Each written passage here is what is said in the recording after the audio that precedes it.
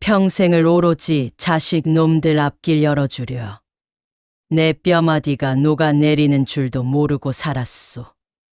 종갓집 종부라는 허울 좋은 이름 뒤에서 내 손톱 밑에 흙이 빠질 날 없이 읽어온 이 가문인데 이제 머리 허해지고 힘 빠지니 내가 이 집안의 짐짝만도 못한 존재가 되었단 말인가? 오냐, 호랑이가 늙었다고 이빨까지 빠진 줄 알았더냐?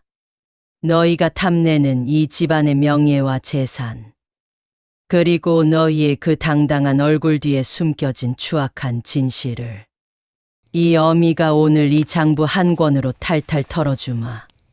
기대하거라. 이것이 이 어미의 마지막 가르침이다. 헌신이라는 이름의 굴레. 사람들은 나를 보고 안동권 씨 가문의 보배라 불렀지요. 19 꽃다운 나이에 이 집안으로 시집와 기울어 가던 가문을 일으키려 내 청춘을 다 바쳤으니 말이오. 내 손등을 좀 보구려. 이 거칠고 투박한 손마디가 어디 정승댁 안주인의 손이겠소. 겨울이면 꽁꽁 얼어붙은 냇가에서 빨래 방망이를 두드리며 자식 놈들 도포 자락을 씻어냈고 가뭄이 들어 곳간이 빌 때면 내 친정에서 가져온 폐물까지 몰래 내다 팔아 자식들 글공부 뒷바라지를 했답니다. 내 입으로 들어가는 밥물보다 자식들 입으로 들어가는 쌀밥 한 톨이 더 소중했기에 나는 평생 배가 고픈 줄도 모르고 살았소.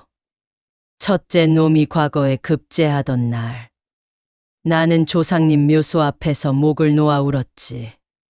이제야 내 소임을 다했구나. 이제는 우리 가문에도 볕이 드는구나 싶었소. 둘째 놈 장가 보낼 때도 셋째 딸 시집 보낼 때도 나는 내 몸 하나 돌보지 않았답니다. 무릎 관절이 닳아 밤마다 신음이 터져 나와도 자식들이 행여 걱정할까봐 입술을 깨물며 참아냈지요. 그것이 어미의 도리요. 그것이 이 가문을 지키는 종부의 삶이라 믿었으니 말이오. 그런데 말이오, 세월이라는 놈이 참으로 야속합디다. 자식들이 제 자리를 잡고 손자 손녀들이 마당을 뛰어놀기 시작하니 이 어미의 자리는 점점 좁아지더군요. 아니, 좁아지는 것이 아니라 아예 사라지고 있었다는 걸 나는 너무 늦게 깨달았소. 지난달 보름날이었소. 대청마루 너머로 들려오는 큰아들과 며느리의 대화를 우연히 듣게 되었지. 며느리라는 아이가 그러더군요.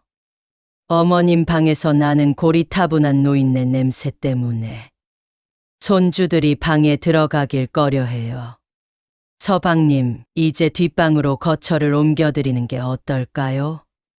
어차피 기력도 없으신데 귀한 사랑채는 손님 맞이용으로 쓰는 게 가문의 위신에 좋지 않겠습니까? 그 말에 내 가슴이 무너져 내렸소. 하지만 나를 더 아프게 한 건 내 금쪽 같은 장남의 대답이었지. 부인 말이 맞소. 어머니도 이제 연세가 있으시니 조용한 별당 구석이 편하실게요. 그리고 어머니가 쥐고 계신 그 선산 문서 말이오. 이제는 내게 넘겨주실 때가 되었는데 어찌 그리 꽉 쥐고 계신지 모르겠단 말이오. 그 소리를 듣는 순간 내 머릿속이 하얘지더군요. 아, 내가 키운 것이 자식이 아니라 구렁이였구나. 내가 평생을 바쳐 일군 이 집안에서 나는 이제 냄새나는 짐짝에 불과했구나. 자식들에게 모든 것을 증여하고 나니 내게 남은 건 텅 빈 가슴과 시려오는 뼈마디뿐이었습니다. 하지만 나는 그 자리에서 소리를 지르지도 눈물을 보이지도 않았소. 대신 내 방 구석 깊숙이 숨겨두었던 낡은 궤 하나를 꺼냈지. 그 안에는 수십 년 전부터 내가 남몰래 적어온 가계부가 들어있었소. 단순히 쌀 몇 가마, 돈 몇 냥을 적은 장부가 아니오. 누가 나에게 어떤 은혜를 입었는지, 누가 가문의 돈을 빼돌려 자신의 배를 채웠는지, 그리고 자식들이 내게 했던 약속들이 고스란히 적힌 이 집안의 모든 치부와 진실이 담긴 기록장이지요. 그래, 너희가 나를 늙고 힘없는 노인네로 보았다면 그 대가를 톡톡히 치러주마. 나는 떨리는 손으로 붓을 들어 장부의 마지막 페이지에 이름을 적어 넣었소. 배은망덕 베이 왕더. 자식들의 이름 위에 붉은 줄을 그으며 나는 평생 처음으로 나 자신을 위한 결심을 했답니다. 이것은 단순한 화풀이가 아니오. 무너진 어미의 자존감을 되찾고 진정한 어른의 무게가 무엇인지 저들에게 뼛속 깊이 새겨주기 위한 나의 마지막 전쟁이지요. 이제 나는 더 이상 인자한 어머니로 남지 않을 것입니다. 내일부터 이 집안의 공기는 예전과 같지 않을 것이오. 장부 속에 잠들어 있던 진실들이 하나둘씩 깨어나 저들의 오만한 고개를 숙이게 만들 테니까요. 늙은 호랑이가 이빨을 드러낼 때 그 숲이 얼마나 고요해지는지 너희에게 똑똑히 보여주마. 장부 속의 유령들이 깨어나다. 어느덧 날이 밝았소. 하지만 오늘의 해는 어제와 같지 않았지. 나는 평소보다 일찍 일어나 몸을 단장했소. 수십 년간 고집하던 수수한 무명옷 대신 장롱 깊숙이 넣어두었던 고운 옥색 비단 치마 저고리를 꺼내 입었지.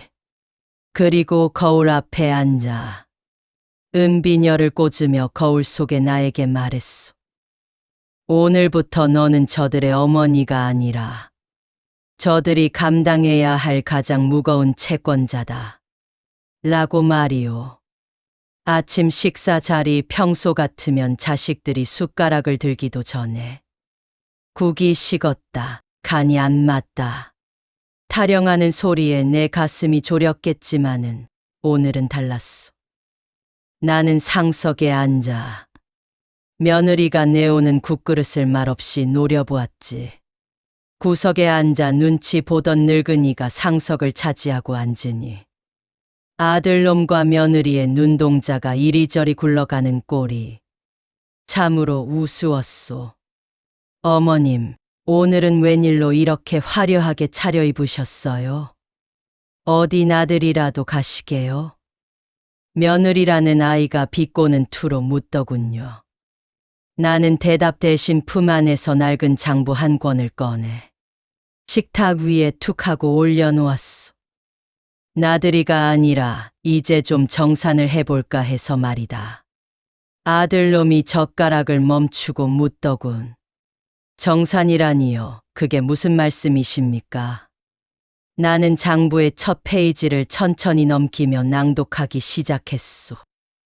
정조년간 내 아버지가 급히 자금이 필요해 가문의 위토를 팔려 했을 때 내가 내 친정에서 가져온 비녀와 가락지 그리고 10년간 모은 쌈짓돈으로 그 땅을 지켜냈느니라. 그 땅이 지금 내가 관리하는 그 비옥한 전답이지. 아들놈의 안색이 변하더군. 하지만 이건 시작일 뿐이었소. 그리고 큰아들 너. 내가 과거 급제 후 중앙관직에 오를 때 인사권을 쥔 판서 댁에 보냈던 그 귀한 산삼과 비단들. 그거 다 어디서 난 줄 아느냐? 내가 이 집안 노비들과 함께 산을 타고 삶을 캐며 손톱이 다 빠지도록 일에 마련한 돈이었다. 여기 날짜와 금액 그리고 증인들의 이름까지 다 적혀 있느니라. 며느리가 당황해하며 끼어들었지. 어머님, 그건 부모로서 당연히 해주셔야 할. 내 서늘한 눈빛이 며느리의 말을 끊었소. 당연하다고. 그래, 부모의 희생은 당연하고 자식의 배은망덕은 필연이란 말이냐. 너희가 나를 뒷방 늙은이 취급하며 냄새난다고 무시할 때 내가 쏟아부은 그 땀방울의 냄새도 잊었더냐? 맞소! 자식들이 부모 은혜를 공기처럼 여기면 쓰나! 나는 장부의 중간 페이지를 펼쳐 보였소. 거기엔 아들놈이 권세를 부리느라 진 빚들을 내가 몰래 갚아준 내역들이 고스란히 적혀 있었지. 너희가 지금 누리는 이 영화의 뿌리가 어디에 있는지 똑똑히 보거라.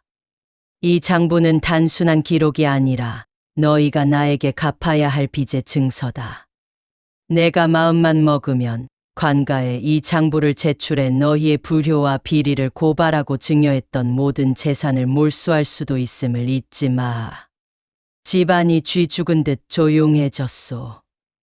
아들놈의 이마에 식은땀이 맺히고 며느리의 손이 파르르 떨리는 것을 나는 똑똑히 보았지. 저들은 이제야 깨달은 것이요. 뒷방에서 죽어가는 줄 알았던 늙은 어머니가 사실은 자신들의 목줄을 쥐고 있는 포식자였다는 사실을 말이오. 내일부턴 이 집안의 법도가 바뀔 것이다. 첫째, 내 허락 없이 곳간 문을 열지 마라. 둘째, 내 방에서 나던 노인 냄새가 싫다고 했더냐. 그건 썩은 양심에서 나는 냄새니 너희 마음부터 씻어내거라. 그리고 셋째, 너희가 내게서 뺏어가려 했던 선산 문서는 내가 오늘 관아에 가서 내 이름으로 다시 공증받기로 했다.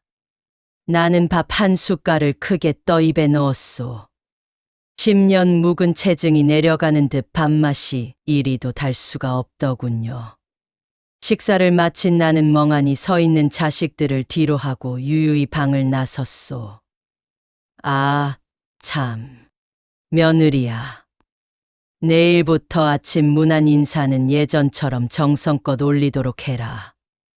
만약 한 번이라도 소홀하면 이 장부의 다음 장이 판서 댁 대문 앞에 붙게 될 것이니 내일부터는 더 흥미진진한 일이 벌어질 것이오. 자식들의 반격이 있겠지만 나는 이미 그들의 수위를 읽고 있으니 말이오. 늙은 나무가 깊게 뿌리 내린 이유를 저 어린 가지들이 어찌 알겠소. 어떻습니까? 우리 한씨 부인의 지략이 참으로 통쾌하지 않으신가요? 벼랑 끝에 몰린 자들의 발악! 사람의 욕심이란 참으로 무서운 것이더군요. 제 허물을 깨닫고 무릎을 꿇을 줄 알았더니 그들은 오히려 내가 쥔 장부를 없앨 궁리부터 합디다. 그날 밤 내 방 너머에서 들려오는 발소리가 심상치 않았소. 며느리와 아들놈이 속닥거리는 소리가 바람결에 실려오는데 참으로 가관이더군요. 서방님, 이대로는 안 됩니다. 저 장부만 없애면 증거도 사라지는 것 아닙니까? 노인네가 망령이 들어 헛소리를 한다고 몰아붙이면 그만이에요. 내일 당장 용하다는 의원을 불러다가 어머님이 노망이 났다고 진맥을 하게 하세요. 그러면 관가에서도 저 노인네의 말을 믿어주지 않을 겁니다. 노망이라니. 평생을 자식 뒷바라지에 넋이 나간 듯 살았기로서니 이제는 나를 산송장 취급도 모자라 미친년으로 만들려 하다니 말이오. 나는 어둠 속에서 소리 없이 웃었소. 저들이 내미는 칼날이 비겁할수록 내 복수는 더 정당해지는 법이니까요. 다음 날 아침 아들놈이 정말로 의원을 데려왔더군요. 동네에서 입이 가볍기로 소문난 김 의원이었소. 아들은 짐짓 걱정스러운 표정을 지으며 말했소. 어머니, 어제부터 하시는 말씀이 너무 횡설수설하시어 소자가 마음이 아파 의원을 불렀습니다. 진맥을 받아보시고 약이라도 좀 쓰시지요. 나는 아무 말 없이 팔을 내밀었소. 김 의원이 내 맥을 짚으며 아들과 눈을 맞추더군. 미리 돈을 먹였는지 그놈은 혀를 차며 심화가 머리로 올라와 정신이 혼미하신 상태입니다. 당분간은 방 밖으로 나오지 마시고 안정을 취하셔야겠습니다. 라고 거짓을 고하더이다. 그때였소. 나는 품 안에서 장부가 아닌 작은 호리병 하나를 꺼냈지. 그리고 김 의원에게 물었소. 의원님, 이 호리병 안에 든 것이 무엇인지 아십니까? 당신이 작년 가을 우리 아들놈의 인사 청탁을 위해 판서 댁에 보낼 가짜 산삼 가루를 만들 때 쓴 그 독초 가루 아닙니까? 여기 당신이 내 아들에게 써준 영수증과 비방 기록이 내 장부에 고스란히 적혀 있는데 지금 내 맥이 혼미하다고 하셨소. 김 의원의 얼굴이 순식간에 흙빛이 되었소. 아들놈은 사시나무 떨듯 떨기 시작했지. 어머니, 그게 무슨... 나는 자리에서 일어나 아들의 뺨을 매섭게 내리쳤소. 닥쳐라. 내 놈이 정령이 어미를 미친 사람으로 만들어 골방에 가두려 했더냐. 너희가 내 장부를 태워버리면 끝날 줄 알았겠지. 하지만 내가 바보인 줄 아느냐. 이미 장부의 사본을 이 마을 서당의 훈장님과 내가 평소에 존경한다던 그 엄격한 문중 어른들께 한 권씩 보내놓았느니라. 아이고, 속이 다 시원합니다. 역시 한수 위시군요. 그렇소. 나는 저들의 비겁함을 이미 예상하고 있었소. 내가 미쳤다고 소문이 나면 문중 어른들이 그 사본을 펼쳐보실 것이고 내가 온전하다면 그 장부는 영원히 봉인될 것이라고 미리 손을 써두었지. 이제 아들놈은 나를 미쳤다고 할 수도 멀쩡하다고 할 수도 없는 외통수에 걸린 것이오. 만약 내가 미친 것이라면 문중 어른들은 그 미친 노인네의 기록이 사실인지 확인하려 들 것이고 거기 적힌 아들의 온갖 비리가 천하에 드러날 테니까요. 며느리는 아예 바닥에 주저앉아 통곡을 하더군요. 어머님, 저희가 잘못했습니다. 제발 그 사본을 회수해 주세요. 나는 차갑게 며느리를 내려다보았소. 회수라니? 이제 이 장부는 내 손을 떠나 가문의 법도가 되었다.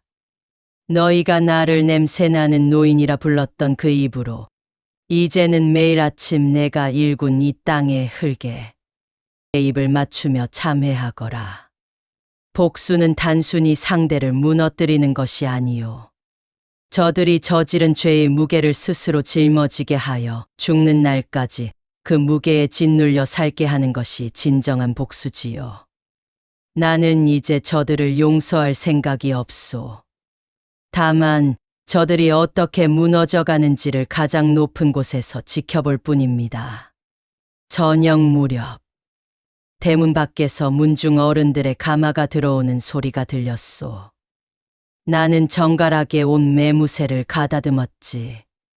이제 이 집안의 주인은 자식이 아니라 평생을 희생해온 이 늙은 어미라는 것을 만천하에 공표할 시간이 다가온 것이오. 자, 이제 자식들은 어떻게 될까요? 한씨 부인의 마지막 한 수가 남아 있습니다. 지지 않는 태양의 위험. 마당에는 횃불이 넘실거리고 문중의 최고 어른이신 종친 어르신께서 가마에서 내리셨소. 평소라면 아들놈이 버선발로 뛰어나가 아첨을 떨었겠지만 오늘은 그럴 기력조차 없는지 마당 한 구석에 죄인처럼 엎드려 있었지. 나는 정갈하게 빗어넘긴 머리에 옥비녀를 꽂고 당당히 대청마루 중앙에 앉아 어르신을 맞이했소. 그래, 안동권 씨 가문의 종부께서 급히 나를 찾은 이유가 무엇인가? 어르신의 묵직한 목소리가 마당을 울렸소. 나는 말없이 내 앞에 놓인 비밀 가계부와 그 사본들을 어르신께 올렸지. 그리고 담담히 그러나 한자 한자 힘을 실어 말했소. 어르신, 이 장부에는 지난 30년간 제가 이 가문을 위해 흘린 피땀과 저기 엎드린 제 자식이 그 피땀을 어떻게 배신으로 되갚았는지가 고스란히 적혀 있습니다. 자식을 위해 살신성인하는 것이 어미의 미덕이라 여겼으나 그 결과가 가문의 기강을 무너뜨리고 부모를 망령난 노인으로 몰아세우는 것이라면 저는 오늘 이 자리에서 종부로서 그리고 어머니로서 마지막 소임을 다하고자 합니다. 어르신께서 장부를 한 장씩 넘기실 때마다 마당의 공기는 얼음장처럼 차가워졌소. 아들놈이 권세를 빌려 저지른 비리와 며느리가 빼돌린 집안 재산, 그리고 무엇보다 부모를 유폐하려 했던 그 추악한 음모가 만천하에 드러나는 순간이었지. 어르신의 눈썹이 파르르 떨리더니 마침내 지팡이로 바닥을 내리치셨소. 이런 고얀 놈들, 너희가 정녕 사람이더냐. 아들놈과 며느리는 바닥에 머리를 찌으며 살려달라 빌었소. 하지만 나는 흔들리지 않았지. 어르신, 저는 저들을 관에 넘겨 가문의 명예를 더럽히고 싶지는 않습니다. 다만 오늘 이 자리에서 효도 계약의 파기를 선언하고자 합니다. 제가 저들에게 물려주었던 모든 전답과 노비, 그리고 이 집안의 모든 권한을 다시 회수하겠습니다. 대신 저들에게는 최소한의 입에 풀칠할 땅만을 남겨주어 평생 자신들이 무시했던 흙의 소중함을 깨닫게 하려 합니다. 어르신께서는 잠시 침묵하시더니 고개를 끄덕이셨소. 부인의 뜻이 참으로 깊구려. 배은망덕한 자들에게는 재산보다 더 큰 가르침이 필요할 터. 그렇게 하도록 합시다. 그날 이후 우리 집안의 풍경은 완전히 바뀌었소. 아들놈은 관직에서 물러나 거친 삼배옷을 입고 밭을 일구게 되었고, 며느리는 화려한 비단 옷 대신 소박한 무명옷을 입고 매일 아침 내 방을 청소하며 진심 어린 참회의 눈물을 흘려야 했지. 나는 회수한 재산의 절반을 떼어 마을에 효제당 샤오티당이라는 학당을 세웠소. 나처럼 평생을 희생하고도 소외당하는 노인들이 모여 글을 배우고 서로의 아픔을 나누는 곳이지요. 사람들은 말합디다. 한씨 부인이 노년에 독해졌다고. 하지만 나는 웃으며 대답하오. 독해진 것이 아니라 이제야 비로소 내 이름을 찾은 것이라고. 누구의 어머니, 누구의 아내로만 살던 껍데기를 벗어던지고 한 인간으로서, 그리고 가문의 진정한 어른으로서 내 노년을 스스로 설계하기 시작한 것이오. 참으로 장하십니다. 이것이 진정한 노년의 품격 아니겠습니까? 이제 내 방에서는 더 이상 쓸쓸한 노인 냄새가 나지 않소. 대신 학당에서 들려오는 아이들의 글 읽는 소리와 나를 찾아와 지혜를 구하는 사람들의 활기찬 기운이 가득하지요. 자식들은 이제야 나를 두려움이 아닌 진정한 존경의 눈빛으로 바라봅니다. 공포로 만든 복수가 아니라 권위와 정의로 세운 질서가 가문을 바로잡은 것이요. 우리 인생의 마지막 장은 우리가 직접 써야 합니다. 자식에게 모든 걸 주고 뒷방으로 물러나는 것이 미덕인 시대는 지났소. 내가 바로 서야 자식도 바로 서고 가문도 바로 서는 법이지요. 오늘 여러분께 드리고 싶은 마지막 말씀은 이것입니다. 당신은 여전히 지지 않는 태양입니다. 그 빛을 스스로 꺼뜨리지 마십시오. 달빛 아래 장부를 정리하며 나는 이제야 평온한 잠자리에 듭니다. 내일은 또 어떤 보람찬 일들이 나를 기다릴지 설레는 마음으로 말이오.